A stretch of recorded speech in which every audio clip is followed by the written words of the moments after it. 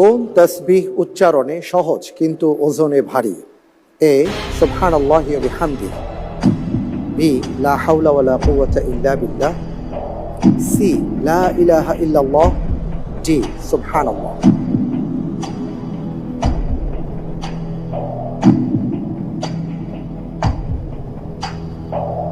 কোন তাসবিহ উচ্চারণে সহজ কিন্তু ওজনে ভারী? জি, এ লক করে দিব, সুবহানাল্লাহি ওয়া বিহামদিহি। লক করে দিব, প্লিজ। লক করে দেওয়া হোক এ সুবহানাল্লাহি ওয়া বিহামদিহি।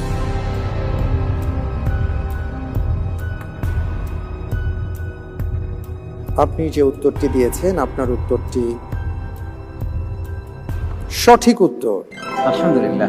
আলহামদুলিল্লাহ। একটু আগে আপনি সুবহানাল্লাহ নিয়ে গাইছিলেন, এখানে সেই উত্তরটি আমরা পেয়েছি। সহিহ বুখারীর একেবারে সর্বশেষ হাদিস হচ্ছে সুবহানাল্লাহি ওয়া বিহামদিহি সুবহানাল্লাহিল আযীম। মাশাআল্লাহ। আমি চেষ্টা করি সবসময় এই তাসবিহটি উচ্চারণ করার চেষ্টা করি আমার প্রতিটি আলহামদুলিল্লাহ প্রার্থনায়। আলহামদুলিল্লাহ। সুবহানাল্লাহি ওয়া বিহামদিহি সুবহানাল্লাহিল আযীম। মাশাআল্লাহ মাশাআল্লাহ। জান্নাতে যাওয়ার জন্য একটি আমল শিখতে চাইলে আবু বারজা আল আসলামী রাদিয়াল্লাহু তাআলা আনহুকে নবী সাল্লাল্লাহু আলাইহি ওয়াসাল্লাম কোন আমলটির কথা বলেছিলেন?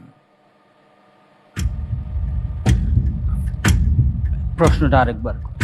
জান্নাতে যাওয়ার জন্য আমল শিখতে চাইলে আবু বারজা আল আসলামী রাদিয়াল্লাহু তাআলা আনহুকে রাসূল সাল্লাল্লাহু আলাইহি ওয়াসাল্লাম কোন আমলটির কথা বলেছিলেন?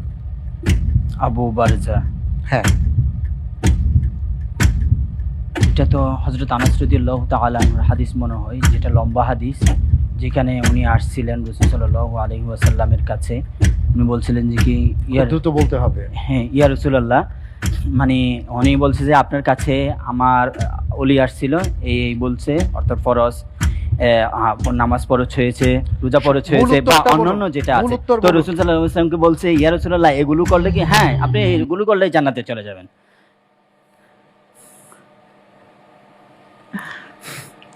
আচ্ছা,